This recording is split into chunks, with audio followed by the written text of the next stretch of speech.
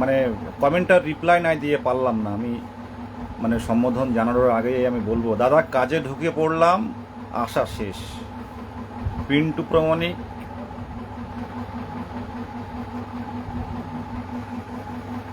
Sir বলছেন যে TET উত্তীর্ণ হয়েছি, প্রশিক্ষণপ্রাপ্ত 2 বছরের প্রশিক্ষণ নিয়েছি, দাদা কাজে ঢুকে পড়লাম, আশা শেষ। পিন্টু প্রামাণিক।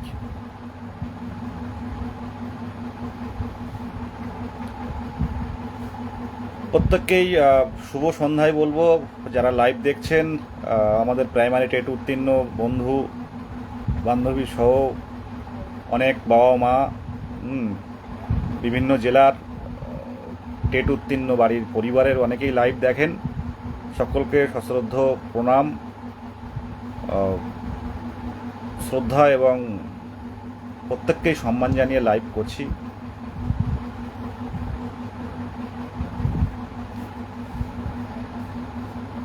হ্যাঁ, শুনতে পাচ্ছেন? হ্যালো,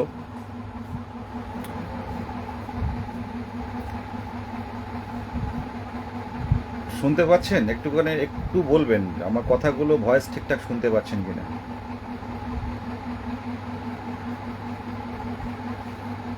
একটু আমি নেটওয়ার্কের প্রবলেম হচ্ছে হয়তো, আমি দেখতে পাচ্ছি না ঠিকঠাক। আপনারা একটু কমেন্ট করে জানাবেন যে আমার ভয়েস শুনতে পাচ্ছেন কিনা, আমার কথা কি ঠিকঠাক শোনা যাচ্ছে?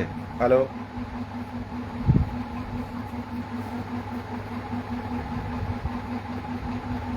Santu Sinha, thank you, thank you sir.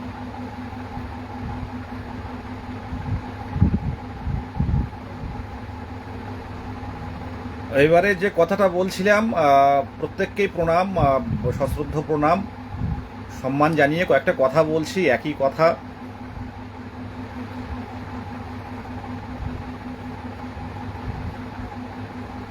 ওমা,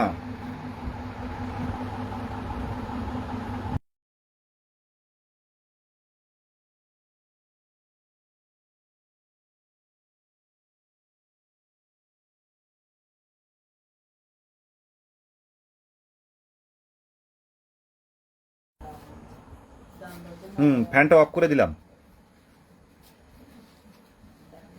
যারা লাইভ দেখছেন প্রত্যেককে আমার বন্ধুর বাবা মা প্রত্যেককেই সশ্রদ্ধ প্রণাম। আমি পিন্টু প্রামাণিক স্যারের প্রথম কমেন্টটাই বলছিলাম যে দাদা কাজে ঢুকে গেলাম, কোনো আশা নেই। আজকে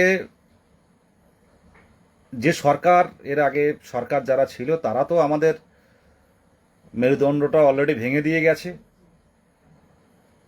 তাদের ধারাবাহিক নিয়োগের অভাবে আজকে আমাদের এই পরিস্থিতি। আমরা প্রত্যেকেই জানি যে শেষ প্রাইমারি শিক্ষক নিয়োগ 2014 এবং 2017 সালের প্রাইমারি টেট উত্তীর্ণদের নিয়ে হয়েছিল। দীর্ঘ 5 বছর পর হওয়া 2022-এর ডিসেম্বর মাসের টেট, সেই টেট উত্তীর্ণরা রাজপথে 2022-এর 11 ডিসেম্বর টেট হওয়ার পর 2023-এর 10ই ফেব্রুয়ারি রেজাল্ট পাবলিশ বের হওয়ার পর রাজপথে লাগাতার আন্দোলন করে, লাগাতার এক প্রকার তৃণমূল সরকার মাত্র 13,421টা ভ্যাকেন্সিতে ইন্টারভিউ নোটিফিকেশন দিতে বাধ্য হয়েছিল। এবং সেই ইন্টারভিউ প্রায় 3 মাস পর শুরু করেছিলেন। প্রায় 3 মাস, ইচ্ছে না আন্দোলন চালিয়ে গেছি। 3 মাস পর ইন্টারভিউ শুরু হলো। ডিসেম্বর মাসে গিয়ে ইন্টারভিউ শুরু হলো 31শে ডিসেম্বর। সেই ইন্টারভিউ নির্বাচনের কারণে বন্ধ হয়ে থাকলো। তারপর থেকে নির্বাচনের পর 4 তারিখের পর নতুন সরকার গঠন হলো।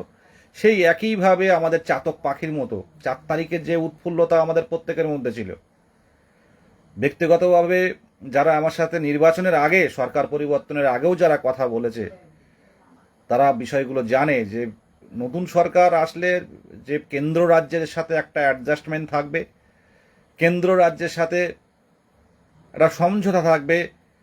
কেন্দ্র থেকে মানব কল্যাণ দপ্তর থেকে, বিভিন্ন মানব সম্পদ উন্নয়ন দপ্তর থেকে অর্থ বরাদ্দ হবে। আমাদের যে টেট পাস বিহারের মতো প্রত্যেক টেট উত্তীর্ণরা নিয়োগ পাবে। আগের সরকারের আমলে যে ওবিসি সমস্যা ছিল, এই সরকারের আমলে সেই ওবিসি সমস্যাটা তৈরি করা হলো।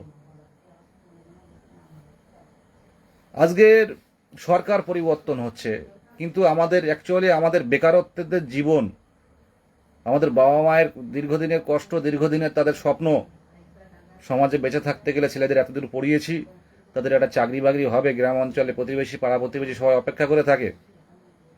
যারা তামিলনাড়ু গুজরাটে কাজ করছে বেশ ভালোই আছে, আর যারা পড়াশোনার মধ্যে আছে, আগের সরকারের আমলে এই চাতক পাখির মতো থাকতে হয়েছে। আর এই সরকার আগামী দিনে বলছেন অতি দ্রুত নিয়োগ হবে, 5 লক্ষ শূন্যপদ আছে, এবছর হয়তো 1 লক্ষ নিয়োগ হবে। কিন্তু সেই একই রকমভাবে চাতক পাখির মতো তাকিয়ে থাকতে হচ্ছে। প্রত্যেকটা প্রাইমারি টেট উত্তীর্ণ, কি এসএসসি, কি পুলিশ, কি ওবিসির সমস্যা। আগেও সরকারের আমলেও প্রায় দীর্ঘ 6 মাস বসে থাকা হয়েছে ওবিসির সমস্যা। সাধারণ চাকরি প্রার্থীরা কেন ডেপ্রাইভ হবে? প্রত্যেক পদে পদে যে সরকারি আসুক না কেন। আজকে প্রায়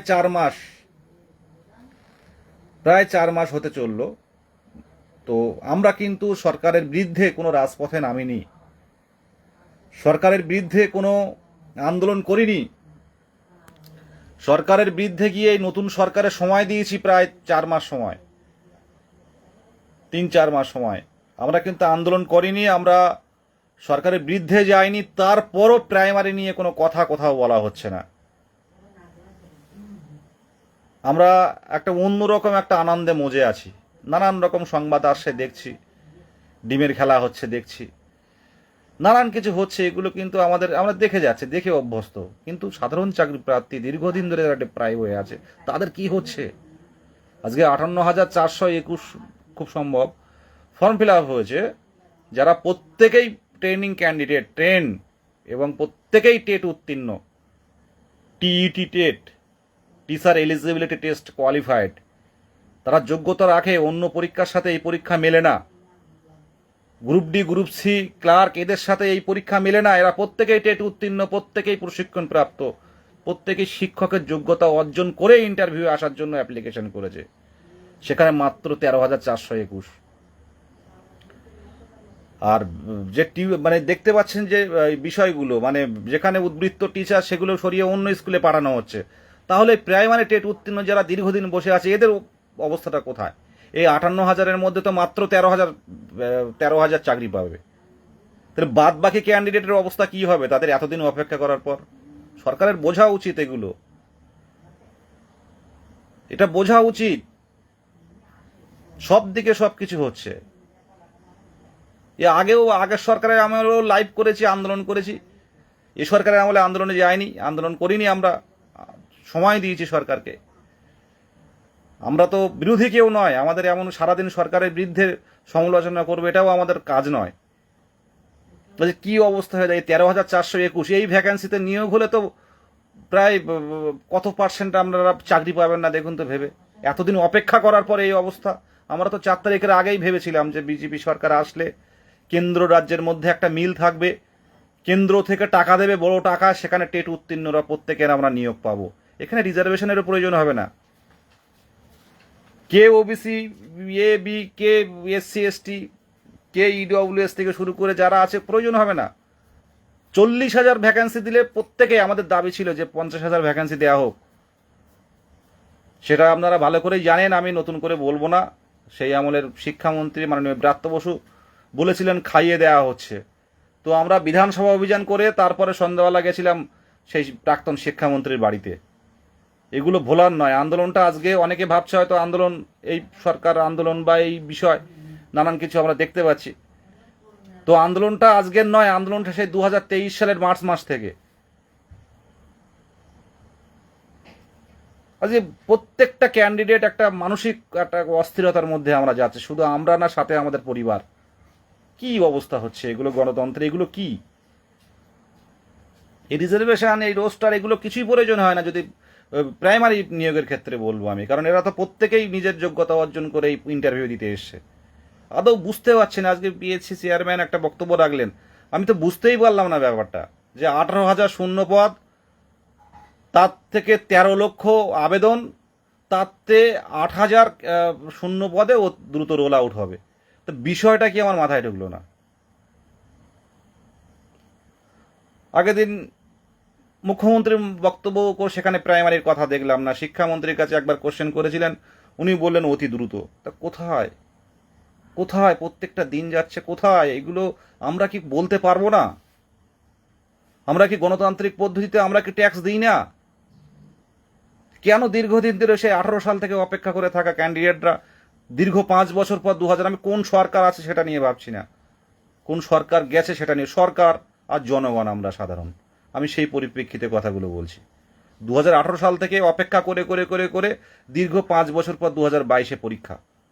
সেই পরীক্ষা বিশাল, চারিদিকে বিশাল কিছু হচ্ছে। স্বচ্ছ টেট, গৌতম পাল স্বচ্ছ টেট নিয়েছে, বিশাল কিছু চারিদিকে, বিশাল। বিচারক অভিজিৎ গাঙ্গুলি বলছেন বিশাল একটা টেট নিয়েছেন, কোনো দুর্নীতি হয়নি, কোনো সমস্যা হয়নি। সেই টেটের নিয়োগ আজকে 23 গেল, 24 গেল, 25 গেল, 26 যেতে চলেছে 4 বছর। কোথায় গণতন্ত্র? আর আন্দোলন করলে যারা বলছে কেস দেবে, কিসের কারণে কেস দেবে? এটা আমাদের গণতান্ত্রিক পদ্ধতিতে ন্যায্য তো অধিকারের দাবি। এটা 19 তারিখে রাজপথে আসুন।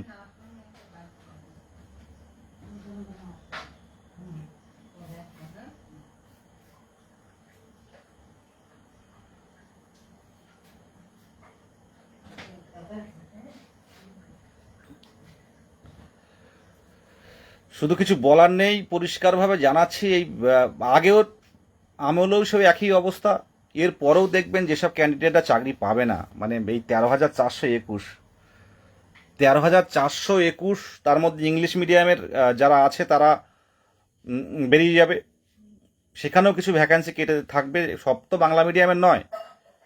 আর এখানে যা পরিস্থিতি, রিজার্ভেশন নিয়েও যে বিষয়গুলো, অন্তত অনগোয়িং, আমার ব্যক্তিগতভাবে মনে হয় অন্তত তাড়াহুড়ো না করে সরকারের, আমি জানি না, এই 13 মানে যে অনগোয়িং প্রসেসগুলো ছিল সেগুলো অন্তত শেষ করার দরকার ছিল, তারপরে ওবিসিতে হাত দিলে ভালো হতো। কিছু এই বিভিন্ন জটিলতা তৈরি হবে, কেউ কোর্ট কেস করবে, আগে যেমন হতো, এরকম নানান দিক থেকে নানান সমস্যা তৈরি হবে, হয়ে জিনিসটা ডিলে হবে। তাতে আরও যারা সাধারণ অপেক্ষায় একটা কাজ, যেটা হলো হলো, না হলো দেখবো, চেষ্টা করব শেষ পর্যন্ত, সেটা ঝুলে থাকলে একটা অস্বস্তিকর পরিবেশের মধ্যে আরও অস্বস্তি, আরও ডিপ্রেশন, আরও মানসিক অশান্তির মধ্যে ঢুকে যাচ্ছে প্রত্যেকটা চাকরি প্রার্থীরা। আজকে পুরুলিয়া থেকে হিসেবে ইন্টারভিউ শুরু হবে। কি হলো? কোথায় ইন্টারভিউ, কোথায় কি? সব চলছে তো, প্রাইমারি পর্ষদ চলছে, এসি গাড়িতে স্যারেরা আসছেন, ঢুকছেন এসি রুমে বসে, তারা মানুষের স্বার্থে, মানুষের কল্যাণের স্বার্থে সব কিছু করে যাচ্ছেন। আর দীর্ঘ 4, 5, 6 বছর একটা প্রজন্ম তারা বসে রয়েছে চাকরির জন্য। তাও দিনের শেষে সবাই পাবে না। কি হচ্ছে এগুলো সিস্টেম? আজকে কয়েকটা ভিডিও পোস্ট করেছে 2025 সালের আগস্ট মাসের আমাদের আন্দোলন ছিল, যার চাপে এই সরকার, আগের সরকার মানে ভ্যাকান্সি 13,421টা ভ্যাকান্সি দিয়ে নিয়োগ শুরু করেছিল।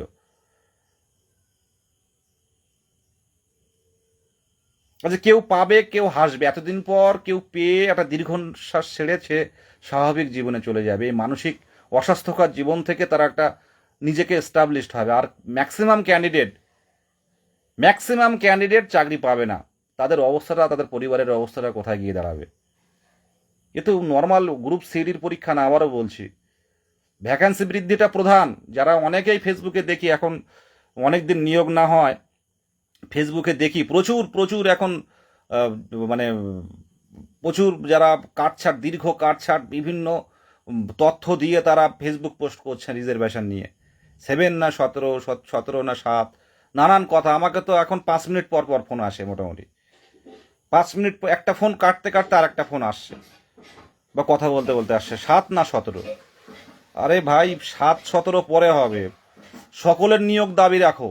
বিহার যদি পারে, বাংলা কেন পারবে না? একবার অন্তত সকলের নিয়োগ দিয়ে সরকার দেখিয়ে দিক। এটাই তো ভোটের আগে আমরা চেয়েছিলাম, নির্বাচনের আগে। আজকে সরকার আনার ক্ষেত্রে 22 স্টেট, 10% হলেও 22 স্টেটের অবদান আছে। 22 স্টেট লাগাতার আন্দোলন করেছে তৃণমূল সরকারের বিরুদ্ধে, লাগাতার আন্দোলন করেছে কলকাতা রাজপথে। এমনকি আজকের যিনি মাননীয় মুখ্যমন্ত্রী, সেদিনের বিরোধী দলনেতা ছিল, আমাদের এপিসি ভবনের যে আন্দোলন মুভমেন্ট ছিল, যেখানে হাজার হাজার চাকরি প্রার্থীরা মেট্রো গেট, মানে মেট্রোয় তো লোক যায় মানে ঠান্ডাভাবে, মেট্রোর গেট খুলে দিতে হয়েছিল। টিকিট সবাই কেটেছিল, তো শেষ পর্যন্ত মেট্রোর গেট খুলে দিয়েছিল পাশ থেকে, মেট্রোর চাবি আর খুলে দিয়ে পাশ থেকে ঢুকিয়েছিল। হাজার হাজার চাকরি প্রার্থীরা পথে নেমেছিল। সেদিনও কিন্তু, সেদিনের বিরোধী দলনেতা আজকের মুখ্যমন্ত্রী বলেছিলেন যে এদের দাবিটা ন্যায্য। এবং যে বিধানসভা অভিযান, সেখানেও স্যার বলেছিলেন, মাননীয় শুভেন্দু অধিকারী মহাশয়, যে যদি বিধানসভায় আমি থাকতাম, ওদের সাথে আমি, ওদের আন্দোলনের মধ্যে আমি যেতাম। আজকে স্যার বিষয়টা ভাবুন একটু। এখানে কোনো মানে কোনো সাধারণ, আপনার পরিবারের এই আমাদের ভাই, আপনার মানে ভাই তুল্য আমরা। প্রাইমারি স্কুল বাঁচাতে, এলিমেন্টারি এডুকেশন ওয়েস্ট বেঙ্গলে উন্নতি করতে গেলে আগে প্রথম মানে শিক্ষক নিয়োগ, পরিকাঠামোগত উন্নয়ন করতে হবে। না হলে প্রাইমারি স্কুল আরও খারাপ পথেই যাবে। আবারও বলছি, বাম আমলের শেষ থেকে প্রাইমারি শিক্ষার উপরে একটা অনীহা চলে এসেছিল। তৃণমূল আমলে 15 বছর চলেছে। এবার বিজেপি সরকার এসছে, আমরা আশায় থাকবো, আমরা আশাবাদী যে প্রাইমারি শিক্ষার দিকে একটু দেখুন। এই প্রাইমারি শিক্ষা, যদিও কোনো নেতা মন্ত্রী, সে যে সরকারেরই হোক না কেন, নেতা মন্ত্রী, তাদের ঘরের সন্তানরা কিন্তু এই প্রাইমারি স্কুলে পড়েন না। এটাই আমাদের দুর্ভাগ্য। তাছাড়াও অনেক শিক্ষকদের সন্তানরাও পড়েন না। এই জায়গাটা পরিবর্তন আনতে হবে, কারণ যথেষ্ট স্কিল আছে প্রাইমারি শিক্ষকদের, যারা টেট উত্তীর্ণ হচ্ছে, যারা প্রশিক্ষণ নিচ্ছে সরকারিভাবে বেসরকারিভাবে, স্কিল আছে তাদের। বেসরকারির তুলনায় যথেষ্ট ভালো স্কিল রয়েছে। শুধু সেটাকে উপস্থাপন করতে হবে, সেটাকে দেখভাল করতে হবে, সরকারকে দেখভাল করতে হবে। তাহলে প্রাইমারি স্কুলে আরও শিক্ষক শিক্ষিকাদের সন্তান থেকে শুরু করে আরও ভালো ভালো ঘরের ছেলে মেয়েরা, তারা এই ভালো ভালো ঘরের শিক্ষার্থীরা আসবে প্রাইমারি স্কুলে। এটা দেখতে হবে। আগের সরকার খেলামেলা নিয়ে পড়েছিল। আমরা চাইবো চাকরি প্রার্থীরা পশ্চিমবঙ্গের, যে আপনারাও ওই পথে হাঁটবেন না। আগের সরকারে বিভিন্ন ভাতায় পড়েছিল 2000, 4000। আমরা চাইবো চাকরি প্রার্থীরা যে কারখানা, শিল্প নিয়ে আসুন, কর্মসংস্থান দিন, সরকারিভাবে হোক বেসরকারিভাবে হোক। আর যারা বিগত দিনে চাকরি পায়নি, দীর্ঘদিন ধরে বয়স পেরিয়ে গেছে, তাদের নিয়োগের ব্যবস্থাটা করুন। এইভাবে লাইভ করেও হবে না, মানে পরিষ্কার কথা বলছি। এইভাবে একটা একটা সিস্টেম এমন একটা হয়ে গেছে, কোনো একটা বড় ইস্যু না তৈরি হলে পদক্ষেপ নেওয়া হয় না, কোনো একটা বড় প্রতিবাদ গড়ে না তুললে পদক্ষেপ নেওয়া হয় না। আজকে আমাদের নিয়োগের বিষয়টা, কখন নিয়োগটা দিল? আজকে পর পর যখন সকলে পথে নামলেন, এপিসি ভবন মানে প্রাইমারি শিক্ষা পর্ষদ অভিযান 1 নম্বর, 2 নম্বর বিধানসভার মেন গেট আটকানো, 3 নাম্বার হচ্ছে বারাসাত আন্দোলন। এই বারাসাতে সৌগত বসু, নির্মল ঘোষদের আটকে রেখেছিল, পুলিশ এসে বেধড়ক মার মেরেছিল আমাদের টেট উত্তীর্ণদের। আমাকে রাত্রেই থানা ধরে নিয়ে গেছিল, রাত্রে 1টায়। তো এই 3টে আন্দোলনের কারণে কিন্তু এই নিয়োগ নোটিফিকেশন আসা। আজকে হাজার হাজার চাকরি প্রার্থী যারা এপিসি ভবনে মুভমেন্টে এসেছিল গত আগস্ট মাসে, তারা কিভাবে বসে পড়েছিল আপনারা যারা জাননি অবাক হয়ে যাবেন। সেই সব মুখগুলো বাদ পড়ে যাবে আজকে এত বছর অপেক্ষা করার পর। এটা মেনে নেওয়া যায়? তাহলে পার্থক্যটা কোথায় থাকলো? 13,421টা যদি 7% হয়, 13,421টা ভ্যাকান্সি রাখা চলবে না। আর আমরা প্রত্যেকেই চাইবো অনগোয়িং প্রসেস করে রাখুন, আইনি জটিলতা তাতে কমবে। অনেকে অনেক কথা বলবে। ফেসবুকে এখন প্রচুর, মানে পড়ে অ্যাডভোকেট না, ফেসবুকেও প্রচুর অ্যাডভোকেট এখন তৈরি হয়েছে। আপডেটের পর আপডেট দেখতে পাবেন। আজকে আপনারা ভাবতে পারছেন যে ছেলেটা, যে হবু শিক্ষক SLST মারা গেলেন, চলে গেলেন আমাদের ছেড়ে। আজকে আমাদের নিয়োগের পর কেউ যদি চাকরি না পায় কি হয় ভাবতে পারছেন? এত বছর পর প্রত্যেকে তো আশায় আছে এই স্কুলটা পেলে আমি নেব, কিন্তু 58,000-এর মধ্যে মাত্র 13,000-ই পাবে। কিন্তু এই কথাটা আপনারা বুঝতে পারছেন না। অনেকে ইন্টারভিউ কবে নোটিশ দেবে। আরে ভাই, আপনি কি পাবেন? ইন্টারভিউ কবে আর কবে থেকে শুরু হবে? 13,000 চাকরি হবে, বাদ বাকি 58,000 তার হবে না। এবার ভেবে দেখুন আপনারা কি করবেন। আজকে 157খানা MLA, বিজেপি MLA-র কাছে আমরা গেছি, এর আগেও তৃণমূল MLA MP-দের কাছে গেছি। কি হচ্ছে শেষ পর্যন্ত আমাদের? 19 তারিখে প্রত্যেকে আসুন, শান্তিপূর্ণ আমরা একটা জমায়েত গড়ে তুলব। কি করতে পারি আমরা? 23টা জেলার টেট উত্তীর্ণরা এর আগে এই প্রথম আন্দোলনে নামছে সরকারকে বিভ্রান্ত করার জন্য, এমনটা নয়। আন্দোলন প্রত্যেকে জানে, প্রত্যেকে দেখেছে। বিধাননগর পুলিশ কমিশনার প্রত্যেকে চেনেন যে 22 স্টেট কতদিন ধরে আন্দোলন, কতদিন ধরে তারা অপেক্ষায় আছে। সবকিছুই হচ্ছে। হ্যাঁ আশিস স্যার, সবকিছুই হবে। অন্নপূর্ণা যোজনা বা যেসব ভাতা প্রকল্প সব চলছে, সবগুলো আপডেট দেওয়া হচ্ছে। নিয়োগের বিষয়গুলো পুরোটা থমকে আছে এই 3-4 মাস ধরে। এর আগের সরকারও ছিল। আমাদের এটাই আফসোস, এটাই অভিমান যে এই সরকারে সবে এসছে, টাইম তো আমরা দিয়েছি, কিন্তু নিয়োগ নিয়ে একটা ক্লিয়ার বার্তা প্রয়োজন। শুধু SSC নিয়ে পড়ে আছেন। আগের সরকারও একই কাজ করতো, SSC, group C, group D. Primary নিয়ে কোনো বার্তা নেই। মাননীয় মুখ্যমন্ত্রীর, মাননীয় শিক্ষামন্ত্রীর নিকট কোনো প্রাইমারি নিয়ে কোনো বার্তা নেই। অবাক হয়ে যাচ্ছে, এত বছর করে, এত বছর আন্দোলন করে, এত বছর আইনি পথে দেখে, এরপরে অনেকের বয়স পেরিয়ে যাচ্ছে। কোথায় যাবে তারা? চাকরি না পেলে কি হবে তাদের? এর আগে সরকারের আমলে দেখবেন অনেকেই চাকরি পেয়েছে বিভিন্নভাবে, 2014 টেট থেকে শুরু করে। আরে 2022-এর টেটে দেখবেন অনেক যোগ্য ক্যান্ডিডেট আছে, অনেক যোগ্য ক্যান্ডিডেট। হয়তো 17 সালের বড় কঠিন কোশ্চেনে 1 নাম্বার, 2 নাম্বার, 3 নাম্বারের জন্য অনেকে কোয়ালিফাই করতে পারেনি। তারপর তো আর কেউ সুযোগ পায়নি। 2022-এর এই 2017 সালের টেট, এরপর তো আর কেউ সুযোগ পায়নি। শেষ 17-19 সেশনে DLEDরা সুযোগ পেয়েছিল, আর 18-20 সালের সেশনে DLEDরা তখন থেকেই তারা অপেক্ষায় থেকেছিল। আজকে অনেক যোগ্য ক্যান্ডিডেট আছে। 14 টেটে শেষ পর্যন্ত কত নিয়োগ পেল যারা পরে 4-5 বছর পরে যারা DLED করেছে। কিভাবে পরীক্ষা হয়েছে প্রত্যেকেই আমরা জানি।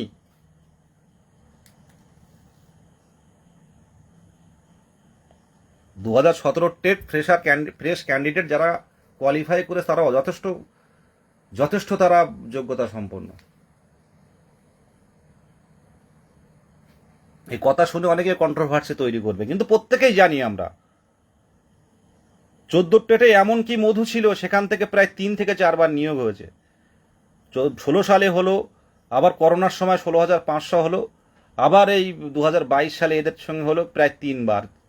আবার প্রশ্নগুলোর থেকে প্রায় 4বার নিয়োগ পেয়েছে 14 টেট থেকে। আর 22-এর টেট স্বচ্ছ টেট বলে সেখানে মধু নেই বলে, মাটি নেই বলে আপনারা ফেলে রেখে চলে গেলেন।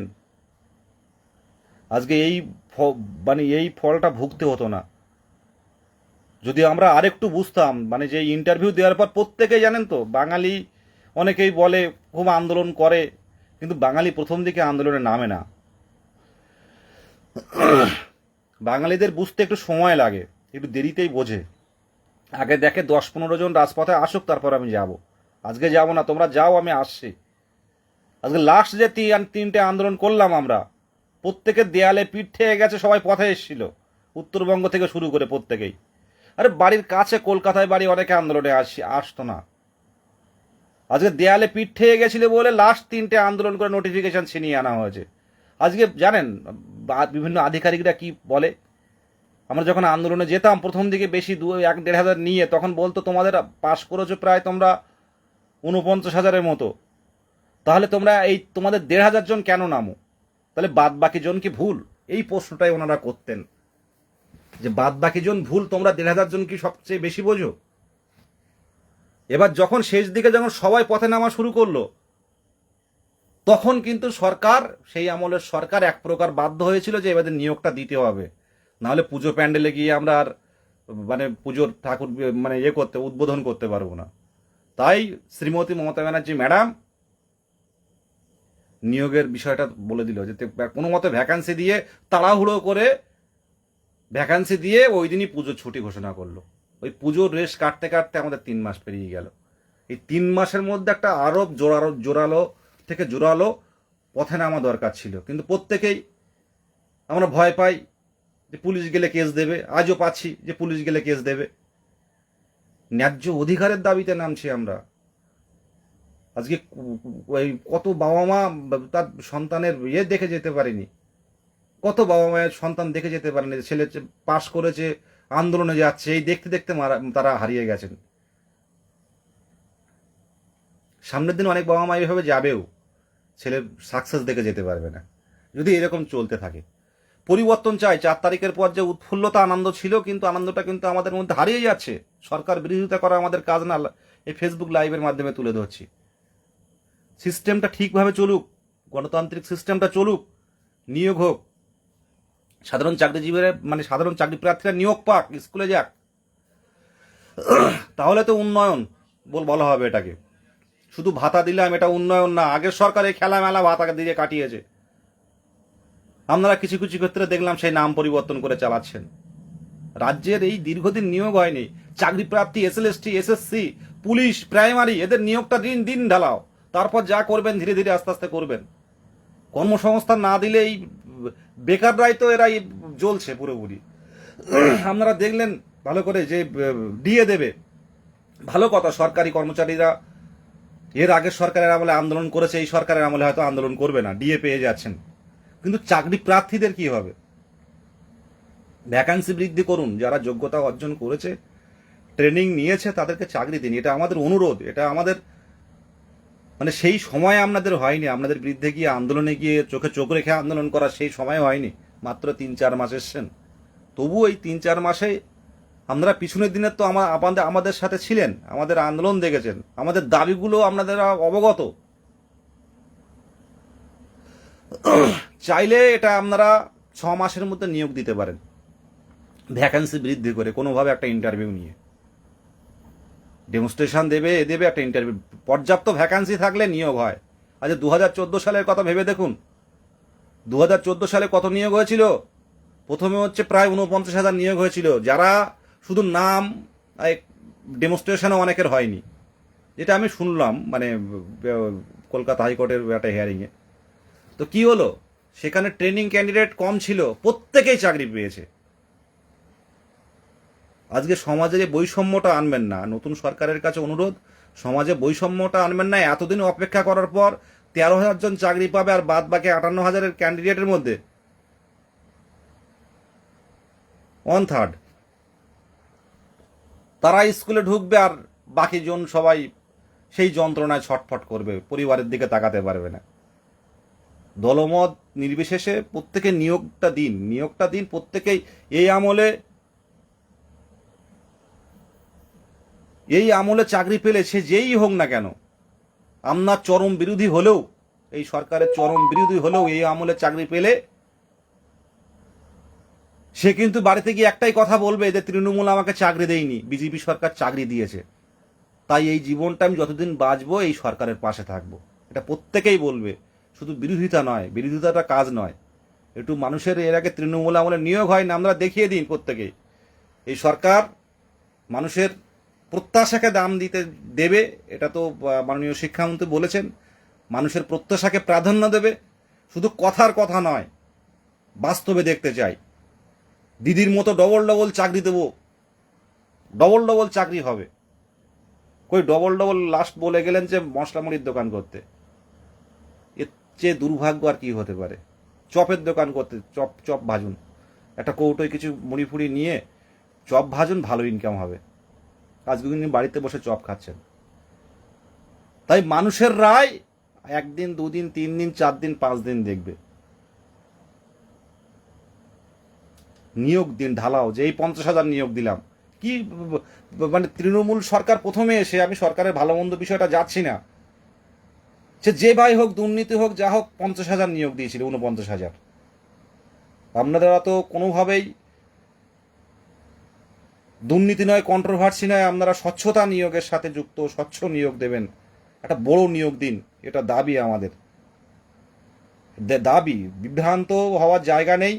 প্রত্যেকেই পাশে না থাকলে সরকার, নতুন সরকার আসে না, পরিবর্তন হয় না। আজকে 34 বছর সিপিএম বামপন্থীরা রাজত্ব করত, আজকে সকলে মিলে কিন্তু বামপন্থীকে সরিয়ে অল্টারনেটিভ হিসেবে তৃণমূলকে আনা হলো। 15 বছরের পর দেখা যাচ্ছে, 10-12 বছর পর দেখা যাচ্ছে, বা 5 বছর পর পড়ছে দুর্নীতি ধরা পড়ছে, মানুষের মনে একটা খারাপ প্রভাব পড়ছে, সাধারণ চাকরি প্রার্থীরা রাজপথে হাহাকার করছে, নানান রকম ইস্যু চারিদিকে, প্রত্যেকেই প্রতিবাদে নামছে। সরকারকে ঠেলে ফেলে দিল, দিয়ে আবার একটা অল্টারনেটিভ সরকারকে নিয়ে আসা হলো। এটা বুঝতে হবে, গণতান্ত্রিক পদ্ধতিতে হয়তো কেউ বলছে না মুখ ফুটে, কেউ বলছে না, হয়তো প্রতিবাদ করছে না, কিন্তু মনের মধ্যে কিন্তু একটা প্রতিবাদের আগুন প্রত্যেকের জ্বলছে। আজকে কিন্তু যারা সরকারি চাকরিজীবী তারা কিন্তু প্রতিবাদ করবে না, কারণ তারা গভর্নমেন্টের লোক। তাই যারা আজকে প্রতিবাদ করছে, যারা আজকে রাজপথে আন্দোলন করছে, তাদের ন্যায্য যে পাওনাটা, তাদের ন্যায্য যে দাবিটা, যারা যে মানে স্বপ্ন পূরণের আশায় যে যোগ্যতা অর্জন করেছে, তাদের সঠিক কর্মসংস্থান দেওয়াটা তো গণতান্ত্রিক বা নির্বাচিত সরকারের প্রধান কাজ।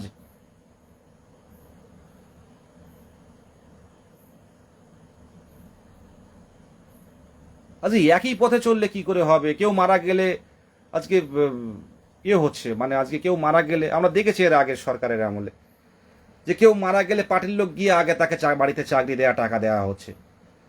এখন বর্তমানে সে একই পথে, কিন্তু আজকে যে বেকারত্বের যন্ত্রণায় ছটফট করতে করতে যে ছেলেটা মারা যাচ্ছে, তার পাশে কেউ নেই। আজকে তৃণমূল আমলে প্রশ্ন ভুলের কারণে, আজকে সরকারের ব্যর্থতার কারণে যে রাজু গাজী মারা গেল মসলন্দপুরে, তার পাশে কিন্তু কেউ ছিল না, তার ফ্যামিলিতে কিন্তু কেউ সাহায্য করেনি কোনো সরকার। হচ্ছে এগুলো, একই পথে হাঁটবেন না। নবনির্বাচিত সরকারের কথা অনুরোধ, মুখে নয় কাজে করে দেখিয়ে দিন, নিয়োগ দিন। দীর্ঘদিন নিয়োগ হয়নি, আর এইভাবে থাকা যাচ্ছে না। কোনোভাবে চাতক পাখির মতো একভাবে তাকিয়ে থাকতে হচ্ছে দিকে দিকে, যে কখন নিয়োগ হবে, কখন নিয়োগ হবে, কখন নিয়োগ হবে। এই হয়তো নোটিফিকেশন আসছে, এই হয়তো আসলো, আজ রাতে আসবে, বা এই সপ্তাহে আসবে, কি 7 না 17 ভ্যাকান্সি বাড়বে, কি কত, মানে কীরকম ইন্টারভিউ হবে, ডেমনস্ট্রেশন কেমন হবে। এই যে আমরা পাগলের মতো করছি, এটা একমাত্র ভ্যাকান্সি বেশি দিলে কিন্তু এই সমস্যাটা থাকে না। প্রত্যেক মায়েরা বলতে পারে বুক ফুলিয়ে যে আমার ছেলে চাকরি পেয়েছে, আমার মেয়ে চাকরি পেয়েছে, অনেকদিন ধৈর্য ধরার পর সে চাকরিটা পেয়েছে। কিন্তু এই 13,421, 13,000 ভ্যাকান্সিতে নিয়োগ, এই নিয়োগ হলে ম্যাক্সিমাম ক্যান্ডিডেট বাদ যাবে। আপনারা যারা ইন্টারভিউ করছেন, ম্যাক্সিমাম ক্যান্ডিডেট বাদ যাবে। কি বলবেন? 18 সাল থেকে অপেক্ষা করে থেকে প্রশিক্ষণ নিয়ে যদি আজকে শেষ পর্যায়ে বাদ চলে যায়, এটা কি বলবেন বলুন? এত বয়স পেরিয়ে, অনেকের বয়স পেরিয়ে যাচ্ছে, কোনো একটা কাজে ঢুকতে পারলো না, তারপর কি বলবেন বাড়িতে? কি জবাব দেবে বলুন? যারা চাকরি পেয়েছে আপনার দুঃখ বুঝবে না, তারা শুধু আপনাকে বলবে, কিন্তু আপনার ম্যাক্সিমাম ক্যান্ডিডেট আপনার সাথে সম্পর্ক রাখবে না। এই এই অবস্থাটার পরিবর্তন করুক সরকার। আমি গ্রুপ সি গ্রুপ ডি হলে আমি সে বিষয়ে বলতাম না, কিন্তু এই প্রাইমারি শিক্ষকের পদে যারা আছে তারা প্রত্যেকেরই যোগ্যতা আছে। টেট উত্তীর্ণ হওয়া মানেই যোগ্যতা প্রমাণ করা। আর আজকে ইন সার্ভিস নিয়ে টেট নেবে, এইগুলো হলে কি হবে শেষ পর্যন্ত? এই নিয়োগগুলো পিছিয়ে যাবে, নিয়োগে ভ্যাকান্সি বৃদ্ধি হবে না, সরকার সেটা নিয়ে ব্যস্ত থাকবে। আজ এসএসসি নিয়ে ব্যস্ত, এসএলএসটি নিয়ে ব্যস্ত, ওবিসি সমস্যা তৈরি হলো। একটা অনগোয়িং প্রসেস হচ্ছিল, সেই প্রসেসটা তাকে চেঞ্জ করে সেটা কি হবে তাও আমরা জানি না, তারপরের ধাপে গিয়ে কি হবে সেটাও জানি না। এই অবস্থাটা কেন? অনগোয়িং প্রসেসগুলো অন্তত সরকার আসার পরে ঠান্ডা মতে ওবিসি নিয়ে পদক্ষেপ নেওয়া উচিত ছিল। হ্যাঁ, ওবিসি বাতিল করার কথা বলেছিলেন নির্বাচনের আগে, অবশ্যই করবেন, কিন্তু একটু ধীরে চলা ভালো ছিল।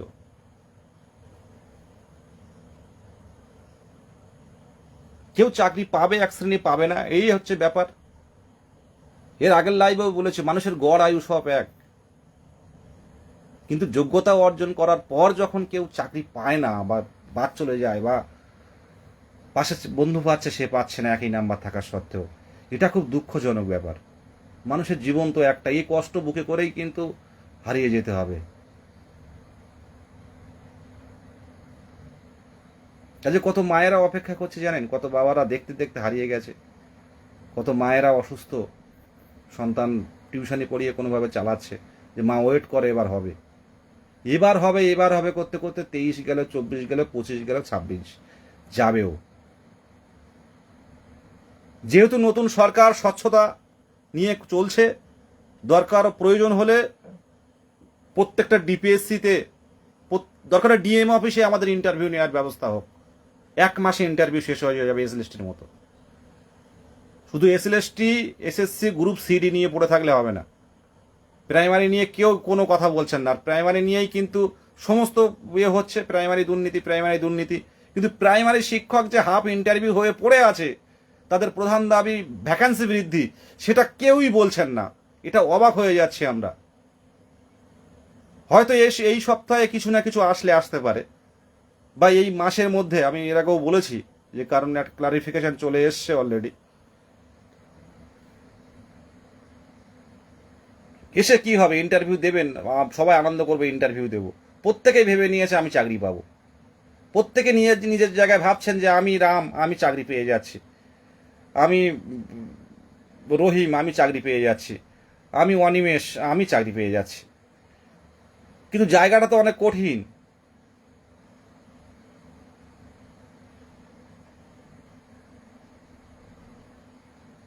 ভাবুন একটু, ভাবুন, ভাবলে বুঝতে পারবেন। ভ্যাকান্সি বৃদ্ধি চাই, প্রত্যেককেই বলছে 19 তারিখে রাজপথে আসুন। মাননীয় মুখ্যমন্ত্রী, মাননীয় শিক্ষামন্ত্রীর আমরা একটা দৃষ্টি আকর্ষণ করাই যে ভ্যাকান্সি বৃদ্ধি করুন।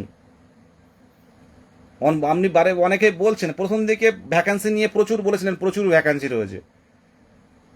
এইবারে কথা হচ্ছে যেটা ভ্যাকান্সি আছে, এবার সেগুলো কি হচ্ছে, শিক্ষার্থী নেই দেখানো হচ্ছে, যে প্রাইমারি স্কুলে শিক্ষার্থী নেই স্কুলে। তো শিক্ষার্থী নেই, সেটা শিক্ষার্থী কি করে নিয়ে আসা যায়, সেই ব্যবস্থাটা নিতে হবে। ওই স্কুলের শিক্ষক অন্য স্কুলে পাঠালে হবে না, তাহলে তো আপনার শূন্যপদ কমে যাচ্ছে। সে আপনি সামনের দিনে যা করবেন কোনো অসুবিধা নেই, কিন্তু যারা বসে আছে দীর্ঘদিন ধরে, এদের তো কর্মসংস্থান দিতে হবে। এটা বসে থাকলে হবে না। প্রত্যেককেই বলছি, আপনারা দেখা হলে জানান ওনাকে। এটা বিরোধিতার কোনো জায়গা নেই, আমি বিদেশ গাজী বলছি বলে নয়। বিদেশ গাজী আজকে আন্দোলন করছে তা নয়, বা আজকে লাইভ করছে তা নয়, সে 2023 সাল থেকে করে আসছে।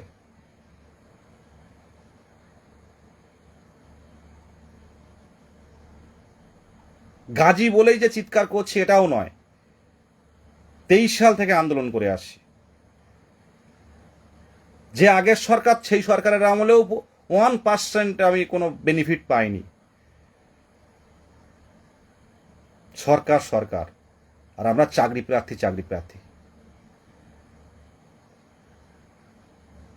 আগের সরকারের ভ্যাকান্সি বৃদ্ধির জন্য কোন নেতার কাছে যাওয়া হয়নি? প্রত্যেকটা নেতার কাছে গিয়ে অনুরোধ করা হয়েছে। সবাই নিজের নিয়ে ব্যস্ত, সকলেই আগের সরকারের আমলে সবাই নিজের নিয়ে ব্যস্ত। হ্যাঁ, দেখছি আমরা কি করা যায়, দেখছি। এই করতে করতে মাত্র 13,421টা ভ্যাকেন্সি। আপনাকে দেখে, আমাদের দেখে অনেকে হাসবে ভাই, অনেকেই হাসবে যে এখনো পড়ে রয়েছে। অনেক পাড়া প্রতিবেশীরা হাসবে যে বয়স হয়ে গেল, ছেলেটা বিয়ে করলো না, মেয়েটা বিয়ে করলো না। চাকরিজীবীরা আপনাকে বেশ ভালোই বোঝাবে। আপনার থেকে কম নাম্বার পেয়ে 14 টেটে পাস, দেখবেন ভালোই বোঝাবে। আপনাকে বুঝতে হবে, না বুঝলেও বুঝতে হবে আপনাকে, কারণ তারা চাকরি করে। আপনার হাই একাডেমিক, আপনার স্ট্রিম আলাদা, সায়েন্সে পড়ছেন, আর্টসের ছেলেটা দেখুন না, আজ 14 টেটে ব্যাংক থেকে প্রশ্ন দেওয়া হয়েছিল। যারা একটু বুদ্ধিমান বেরিয়ে গেছে, বন্ধু বান্ধব এক জায়গায় বসে, পরে ডিএলএড করে অনেকেই চাকরি করছেন। তার থেকে ভালো মেধা সম্পন্ন অনেকে আছেন, বসে আছে। অনেক তৃণমূল আমলে অনেক চাকরি হয়েছে, যাদের যোগ্যতা হয়তো এই আমলে হলে পেত না। অনেকেই বলবে যে আপনি চাকরি পাননি বলে এইসব বলছেন, কিন্তু বাস্তবিক কথাই তাই, যে আপনি চাকরি না পেলে আপনার কথার কোনো মূল্য নেই। আপনার সরকারি স্ট্যাম্প না পড়লে আপনার কোনো ভ্যালু নেই। সমাজ এটাই চলছে, আপনি যতই জানুন না কেন। আর তার থেকে বড় কথা, মেয়ের বাবারাও এরকম হয়ে গেছে। আমি মাঝে মাঝে দু একটা কথা বলি যে আপনার 10-20 বিঘে সম্পত্তি থাকলেও কোনো মানে আপনার কোনো ভ্যালু নেই। আপনি যদি সরকারি স্ট্যাম্প থাকে, সিভিক পুলিশ হলেও কিন্তু আপনার অনেকটাই ভ্যালু আছে। তো সিস্টেমটা এইভাবে চলছে। আপনি যতই চিৎকার করুন, ভালো করে বলুন, বুঝিয়ে বলুন, কেউ শুনবে না। টিউশন পড়াতে যান, দেখবেন আপনি ফ্রেশার, আপনার কাছে আসবে না। কিন্তু যে স্কুলের মাস্টার পড়াচ্ছে, সে 2 ঘন্টার জায়গায় 1 ঘন্টা পড়াচ্ছে, সেইখানে যাচ্ছে সবাই। পরিবর্তন হোক বিষয়গুলো। আজকে ঢালাও চাকরি দিন। আমি বিজেপি সরকার, ভারতীয় জনতা পার্টি, বিজেপি সরকার নয়, এটা হচ্ছে ডবল ইঞ্জিন সরকার। কেন্দ্র রাজ্যের সমঝোতা মিলে চাইলে কিন্তু একটা বড় নিয়োগ দেওয়া যেতে পারে। তাহলে টেট উত্তীর্ণরা প্রত্যেকেই স্কুলে ফিরবে এবং প্রত্যেক স্কুলে তাদের দায়িত্ব থাকবে স্কুলের মান, পরিকাঠামোগত উন্নয়ন, পাড়ায় পাড়ায় গিয়ে শিক্ষার্থীকে ধরে নিয়ে আসা। আজকে প্রাইমারিতে যদি শিক্ষার্থী না থাকে, বিএ এমএতে কিভাবে শিক্ষার্থী যাবে? প্রাইমারি স্কুলগুলো যদি বন্ধ হয়ে যায় একের পর এক, তাহলে সামনের দিনে কিভাবে এগোবে? বিএতে দেখুন আস্তে আস্তে কিন্তু ভর্তি কমে যাচ্ছে। আর আগের সরকারের আমলে তো মানে চাকরি না দিয়ে দিয়ে কেউ কেউ পেয়েছে ভাগ্যের জোরে, এটা মানে বাস্তবে মানতে হবে। কিন্তু অনেক যোগ্যতা সম্পন্ন ছেলেরা সেই আমলে চাকরি পায়নি। এই সরকার পারে দিতে, এই সরকারের ক্ষমতা আছে, নতুন সরকারের ক্ষমতা আছে দেয়ার।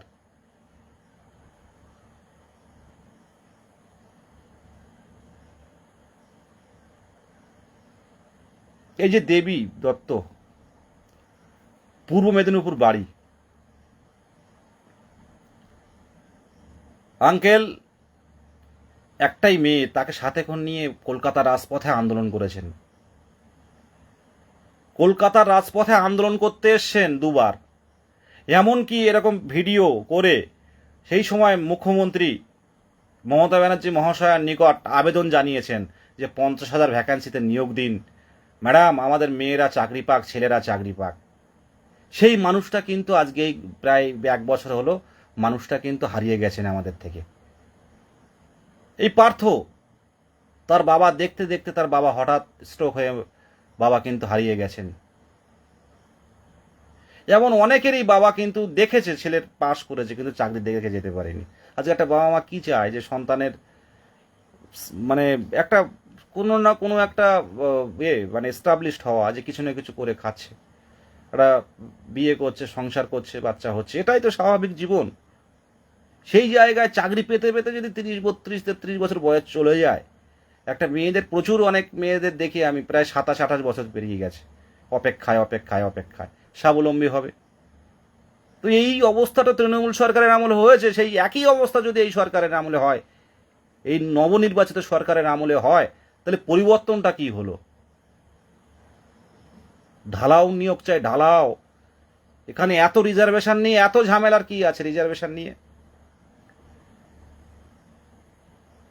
নিয়ে এত ভয় পাওয়া, মানে এত কন্ট্রোভার্সির কি আছে? সকলের নিয়োগ দিন প্রাইমারিতে। বিহার যেমন পেরেছে প্রত্যেকটা টেট উত্তীর্ণকে চাকরি দিয়েছে, এমনকি বাঙালি প্রচুর ক্যান্ডিডেট ওখানে চাকরি করছে।